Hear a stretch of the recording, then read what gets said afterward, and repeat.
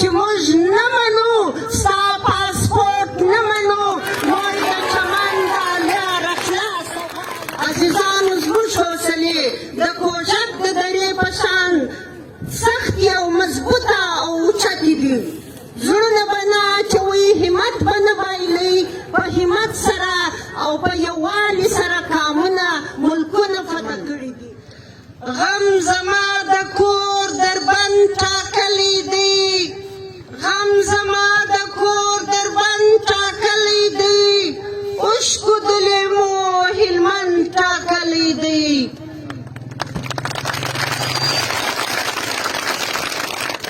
ګرانه د ډوډۍ ګولۍ ارزانه سوه ګرانه د ډوډۍ ګولۍ ارزانه سوه چا راته د مرګ کمن ټاکلی دی موږ خوامخته په خوب د کاڼو یو موږ خوامخته په خوب د کاڼو یو تا که راته سپین مړوند ټاکلی دی او موږ لکه بازان تر غرونو واوښتو موږ لکه بازان تر غرونو واوښتو تاسو د ډیورنډ وربند ټاکلی دی څنګه د هېواد نه تا راګرځوې څنګه د هېواد نه تا راګرځوې خوار سې تا پرېږدی سمن ټاکلی دی هره لیکه ماته د اوبو لیکه هره لیکه ماته د اوبو لیکه ما ارزو همدغه ان ټاکلی دی له تېرو څلوېښتو کالو څخه د پښتو دغه وطن دغه سیمه په جنګ حالت کې ده او په یو داسې سخت حالت کې ده چې خلاصی نه ځینې کېږي موږ ته معلومه ده لکه تاسو ټولو ته چې معلومه ده او دا زما ورور هم وویل چې په جنګ کې چې دې سپین ږیري ماشومان او زنانو ته استثنا ده هغه د جنګ میدان ته نه رابلل کېږي خو چونکې ما دلته وکتل له درې اویا ورځو څخه چې دا کوم پرلط ناست دی په دې کې سپین ږیرو هم حصه واخیستله او ماشومانو هم کفنونه تر سر تړلي حصه واخیستله معذورانو بوډانو ړندو هم حصه واخیستله نه به حیثیت د یو باشعوري انسان او د یو لیکوالي او د تعلیم یافته خور زما هم دا فرض جوړېږي چې زه خپل د ورونو سره په دې پرلط کې شامله سم او خپل اواز د نړۍ د هره سیمه د هر ځای پورې ورسوم چې موږ نه منو ستا پاسپورټ نه منو موږ د چمن دا لاره خلاصه غواړو موږ د تجارت ذریعه همدغه د چمن پوله ده زموږ دا څه چې ځوانان دي دا څه چې کورونه دي د دغو چولې چې کمې بلې دي دغه د چمن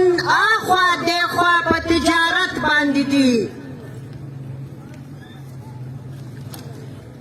یوازې د چمن پوله ده او د کوژک دره له افغانستان سره نږدې دا هغه سیمه ده چې له هر قسمه سرداري نظام څخه پاکه خاوره ده د دې ځای د خلکو چولې د دې ځمکې په وسایلو او د بادر د پولې له دېخوا اخوا په تجارت بلې دي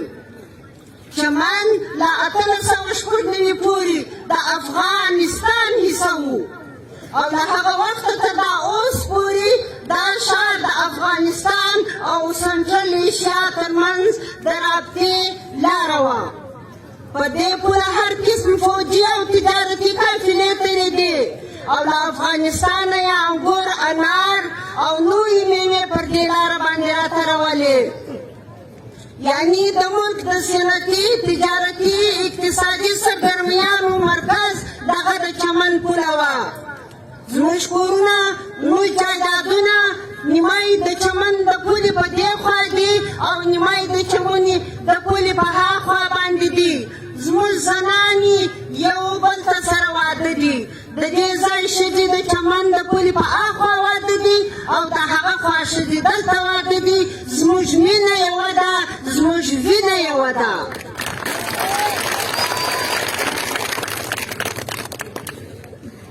موږ د چک پوسټ په ذریعه باندې دلته تګ راتګ په ډېره اسانۍ سره کېدی. دا یو چک پوسټ نه و، و موږ ته تر کوټې پورې ډېر چک پوسټونه نور هم جوړ سوي وو. په دې چک پوسټ باندې زما شناختي کارډ، زما پاسپورټ و. په دې شناختي کارډ باندې و ماته استثنا وه چې ما به له دې خوا خپل سامان راوړی اخوا ته به تلم او زه به خپلې خور له اخوا نه اوښتم، واپس به له هغې خوا زما افشان خپلو خویندو له دلته راتلل. پر ما باندې چې دوی دا لار بنده کړه، نو زما او زما د خویندو، زما د وروڼو، زما د عزیزانو تر مابین یې لار کش کړه او موږ یې په دوو حصو کې ځله تقسیم کړو. زه دا تقسیم نه منم. زه زما باډر دا رقم غواړم لکه د ایران باډر. تاسو ته وګورئ چې په کال کې څو واره د زایرینو بسان دې کوټې ته راځي او په هغه کې پر چتو باندې د خدای سامان مالونه راوړي او دوی ته دوی سیکورټي ورکوي. یو څوک یې هم د چیکینګ کوشش نه کوي، نه یې کولی شي، نه دا جرأت دوی لري.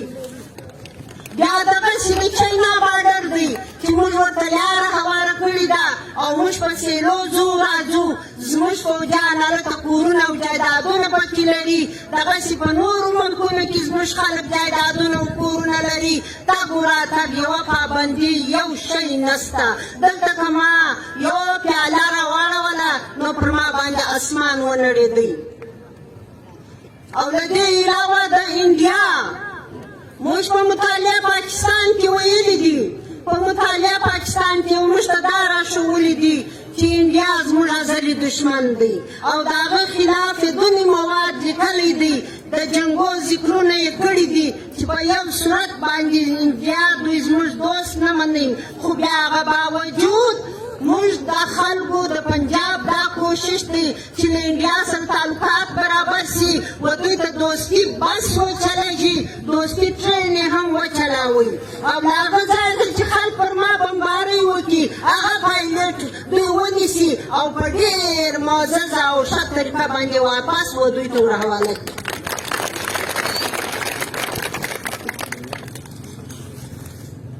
عزیزانو، د چمن دا هغه باډر، دا ستونزه له نن ورځې نه ده را روانه. د برصغیر پاک و هند د ازادۍ ستر سالار خان شهید عبدالصمد خان اڅکزی په خپل کتاب زما ژوند او ژوندون کې لیکي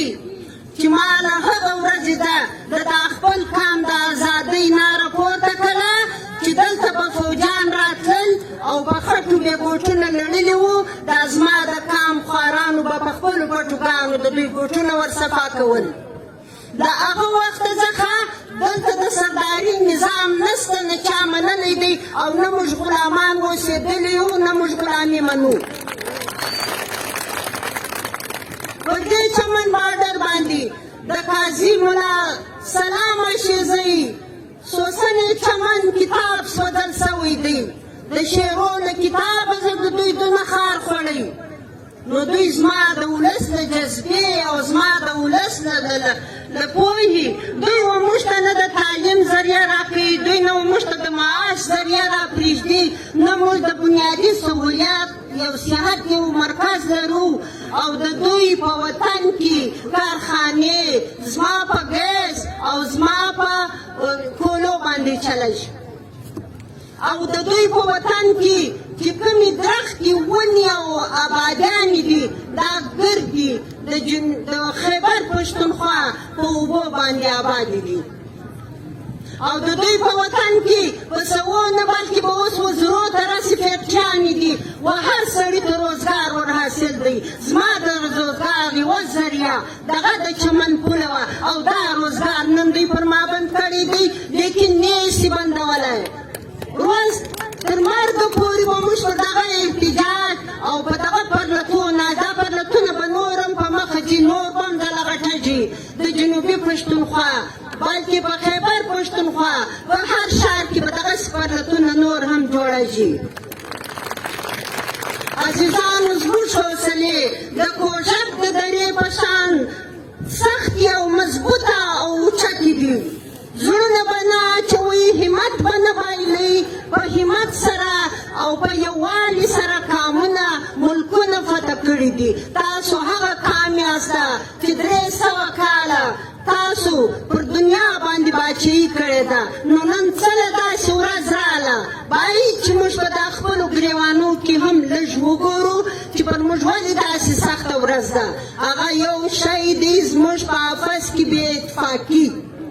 دا ورور دلته اوس خبره کوله و ډریورانو ته یې ویل و نورو تاجرانو ته یې ویل چې په یو تاریخ چې کوم دوی هړتال کوي نو زما هم ګردو ته دا خواست دی چې یووالی راوړي او دا هړتال کامیابه کړي. دا چې نن زما په کور کې بده ورځ ده، سهار د هر یوه پښتانه په کور کې دغه ورځ راتللی شي.